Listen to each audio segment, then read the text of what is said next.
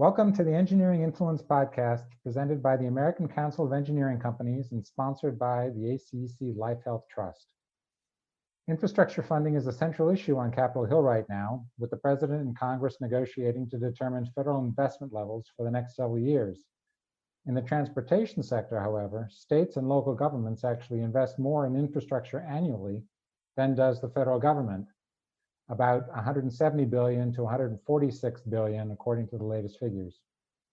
In recent years, many states have responded to the need to repair and expand their transportation infrastructure by raising user fees, usually the state gas tax. Since 2010, 37 states have raised their gas tax, with the latest coming last week when Missouri passed legislation to raise its 17-cent per gallon gas tax by 12.5 cents over the next 5 years. Here with us today is Morgan Mundell, Executive Director of ACEC Missouri, to talk about the campaign to win the gas tax increase. Thanks for coming on the program. And thanks for having me. I appreciate the opportunity. So Missouri hadn't raised its gas tax in nearly 25 years, and voters had actually defeated a referendum in 2018 to raise the tax. So it's a pretty tough state to get this through, I would imagine. Yes, the last gas tax was actually signed into law by Governor John Ashcroft in 1992, and that was 2 cents a year over 6 years. It was a phased-in approach, and the final year of that went in 96, 97. And so since then, Missouri has not raised its gas tax or done anything to address infrastructure funding. And we had an effort actually in 2014, which was a sales tax, which failed on a statewide vote. And then we had Proposition D, which was a 2 cents a year for 5-year increase on the motor fuel tax. And that went to a vote of the people, and that failed as well. So this is the first time in roughly 25 to 30 years that Missouri has taken the opportunity to address infrastructure funding in the state. So this latest effort, what was its impetus? I think that it's been a continuation probably since 2014.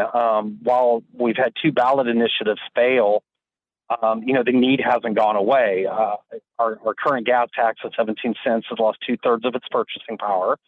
And as it stands right now, Missouri has an $825 million shortfall for transportation funding for unfunded needs on an unfunded needs list. And that number keeps growing each year. And I think that through the work of ACEC and then our umbrella organization, which is Missourians for Transportation Investment, that's the broad coalition that has worked on transportation issues. We've spent a great deal of time over the last couple of years educating the legislature and educating the public on the need for increased infrastructure funding. We have an outstanding governor who went out and campaigned for Prop D in 2018. While it did fail, our governor's had 2 main priorities ever since he's gotten in office, and that's been workforce development and infrastructure funding. And so I certainly think that helps. We have a Republican supermajority in the House, Republican majority in the Senate, and it really helps with those bodies when you have a Republican governor who has come out and said we have to do something about infrastructure funding. And I would think that something like a gas tax like this would work for both of his priorities, both infrastructure funding and workforce development. Yes, absolutely. The bill also did a couple of other things. One, we set up it sets up a commission to study electric vehicles and the role that electric vehicles are going to play in the future. And I mean, obviously, when you're relying on a gas tax for funding for your infrastructure, as we move from gas-powered vehicles to electric vehicles, things are going to change. And then one of the other things that was in the bill that was incredibly important was we've increased our alternative fuel decal fee. And so in Missouri, you have to purchase an alternative fuel decal for a vehicle that's battery powered. And so by doing that, we're bringing parity between the electric vehicles and the gasoline vehicles. And there's also a refund provision in the law, isn't there? Yes, the refund provision was this was the first year that we had discussed that with the legislature and brought that forward. And That idea was actually borrowed from South Carolina. We had a lobbyist who had learned about the South Carolina model, what South Carolina did, and there was a lot of similarities between South Carolina and Missouri in the fact that you had Republican supermajorities and you had a Republican governor.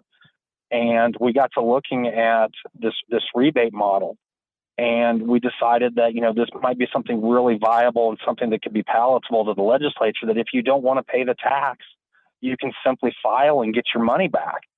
And we did. We had a number of conversations with folks in South Carolina, and we learned that on the first year, South Carolina, only 15% of the residents actually filed for the rebate, and the average rebate the first year was $11 to $12. Wow. And so people realized once they got that rebate back that they realized, wow, I really don't pay a lot of money for the roads and bridges I drive on every day. And with Missouri being in the center of the country and some major highways going right through there, you really need to have good infrastructure in a basically a transportation hub. Absolutely. And that was one aspect of our talking points, was that this wasn't just an infrastructure funding bill, economic development bill. If you look at the amount of freight that moves through Missouri, not only on our roads and bridges, but also via train and via port, that we had to be able to provide Missouri businesses with a method of getting their goods to product or their goods to market. And one aspect of that was with Missouri Farm Bureau. They signed on to our coalition, and they talked about, from the aspect of a rural legislator, they talked about, that farmers have to be able to get their product to market, and they've got to be able to do it quickly, efficiently, and cheaply. And our roads and bridge conditions were not adding to any of those aspects. So you mentioned the coalition. I guess it was Missourians for Transportation, you said? Missourians for Transportation Investment. Yeah, and who were the main players? Well, MFTI, which is the coalition that worked on this bill, we have a board, and the board is comprised of ACEC of Missouri. I serve as president and CEO of ACEC of Missouri, but I'm also the board chairman for Missourians for Transportation Investment. And other groups that are involved on the board is the Missouri Municipal League, Associated General Contractors of Missouri, the Kansas City Heavy Constructors Association, and the Union Carpenters group. And so that's kind of our governing board, and we take care of the daily operations, paying the bills and oversight. But we also have a much larger stakeholder group that is comprised of a number of different trade associations, chambers of commerce, business groups, and we've all worked together, over the last year or so to promote this issue and to bring the idea of the fact that we need more transportation funding in Missouri. Over the course of the legislative session, we set up a separate website. It's fundmotransportation.com. And we asked any trade association, any business group, local elected officials, private businesses, and we invited them all to sign on to this petition to promote transportation funding in Missouri and to show the need and the desire of Missouri voters and residents and business owners that we were willing to pay the tax and support transportation funding in Missouri. So how did you reach out to the legislatures and to the public? Did you have like a PR campaign, or was it focused on lobbying? It was very grassroots driven. We reached out as staff people. We reached out to these various groups just one-on-one. We would call a local chamber, say the Joplin, Missouri Chamber of Commerce, and we would talk to them about transportation funding. And we'd find out, does your organization support increased transportation funding and increase the funding shortfall and that's taking place in Missouri? And they would say, yes, we'd love to sign up. How can we do that? And we'd say, well, you're signed up now. And we'd add them to an email list. We did a number of handouts for the legislature at different times over the course of the campaign. And then we had a team of lobbyists that did one-on-one meetings with legislators and talked about, the need for increased funding.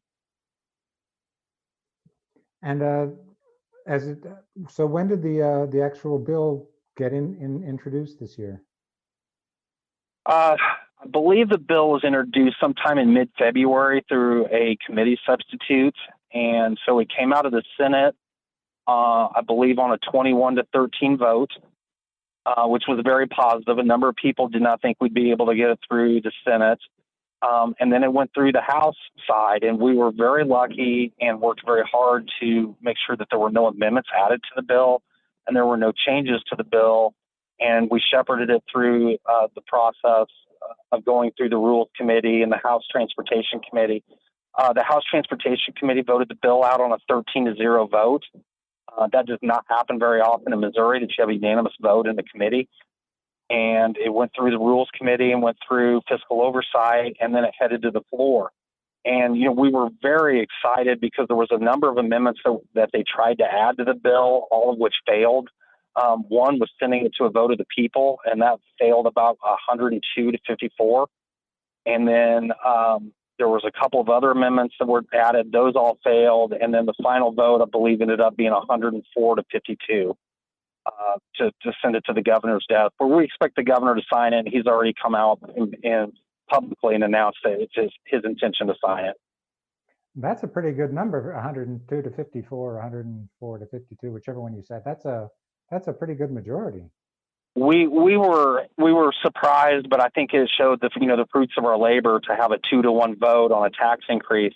And Missouri has a revenue limitation, kind of a tax cap that's similar to other states. And to have a 2-to-1 vote in this state to increase funding on anything through taxes is a pretty monumental accomplishment. It's a pretty monumental accomplishment anywhere in this country at this point. And it's essentially 2.5% a year per year for the next 5 years? It's 2.5 cents a year for 5 years. And that puts us about 12.5 cents. And then on the alternative fuel decal, we will start with $75 and it will go up $15 every year for 5 years. And that puts us at $150 a year on the alternative fuel decal. And then on that, the commission to study electric vehicles, are they looking at VMT, their vehicle miles traveled? Is that what they're going to look at? I think it's inevitable that Missouri is going to have to look at VMTs. I know that's what a lot of other states have gone to. There's a number of issues there that people look at. Privacy concerns. Where's your car? How do you report it? But I think that every state in this country is going to be looking at VMTs in relation to how to fund your roads and bridges. And VMTs are very much in line with gas taxes from the fact that it's a user fee. I mean, if you don't drive on the roads, if you don't use the roads and bridges, you don't pay. And, similar with the gas tax. I mean, the more miles you drive, the more gas you consume, which means the more taxes you pay. Right. Well, it makes sense. On a national level, that's the ACC stance that we support the user fees and support VMT heavily. So that's great. Well, that's super. That's great to hear about about what happened in Missouri, and I appreciate you taking the time to talk with us. Absolutely. Sure appreciate the opportunity, and thanks for your time. You've been listening to the Engineering Influence podcast presented by the American Council of Engineering Companies and sponsored by the ACEC Life Health Trust. Thanks for listening.